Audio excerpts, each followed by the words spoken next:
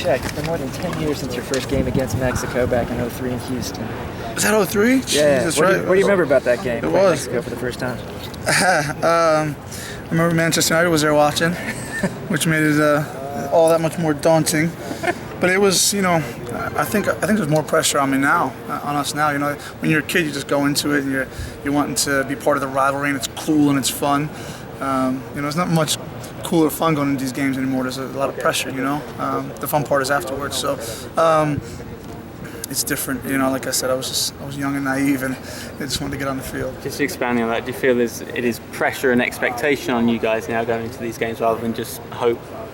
Yeah, I think so. I think the tide's turned over the last, 10, 15 years in CONCACAF, and it seems to kind of ebb and flow. And yeah, now we're the hunted, and it makes for more pressure.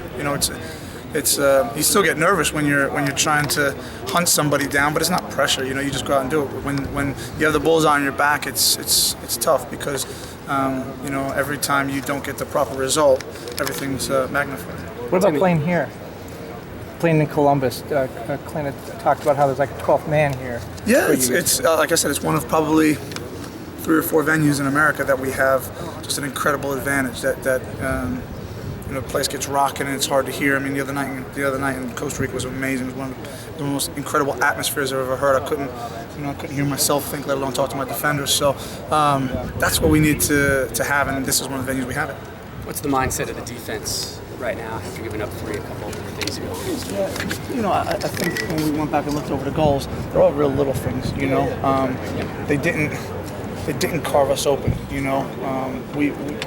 We made some mistakes tactically that allowed them to do that. So we feel like if we can correct those little things, and I've talked about it before, just keeping our lines tighter, front to back, side to side, not letting them penetrate us so easily or get at us so easily. We felt like the other night they were into our back line quickly. As soon as the ball turned over, they were into our back line, and you need to make teams work for that, So that's one of the things we're working on now. Last couple of months, you've had to deal with some adjustments with the defenders right in front of you. How do you need to handle that as a keeper, because you've got another one coming Tuesday night? Yeah, I mean, the guys who are going to possibly replace Matt, I'm very comfortable with. I've played with before, so that won't be an issue. But there's not a lot of time to train, and so there's cohesion that we have to work on, and that just comes down to trust and digging into the memory bank, really. When you're taking on a team that has a brand new manager in charge, what are some of the things you need to be aware of, maybe on an extra level?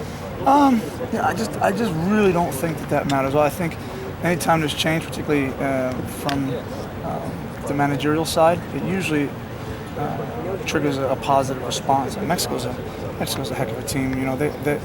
They can frighten the life out of you. They're that talented. Whatever people say they're going through right now, I don't buy it. They're some amazing players, and like I said, they've set the standard in terms of ball possession, player interchange. So we've got a lot to worry about. When you go back to Everton, how do you describe to them U.S., Mexico? Everton, Liverpool. It's as simple as that. And I've been asked the question before, but when it comes to regional rivalries in the world, I don't think I'm speaking out of turn when I say this is up there. I mean, the passion is incredible. Over in Spain, Iker Casillas has kind of reminded us that even if you're viewed as one of the best goalkeepers in the world, you can lose your job pretty quickly. Have you observed kind of what he's been going through? Yeah, because he's a guy who I look up to, and I turn on the TV every weekend to watch, because we get every Real Madrid-Barcelona game in England. So, it's incredible, really. Not sure why. I guess there's always reasons, but we're talking about the best goalkeeper in the world, hands down. So it's an interesting one. Grant, are you implying that Tim Howard is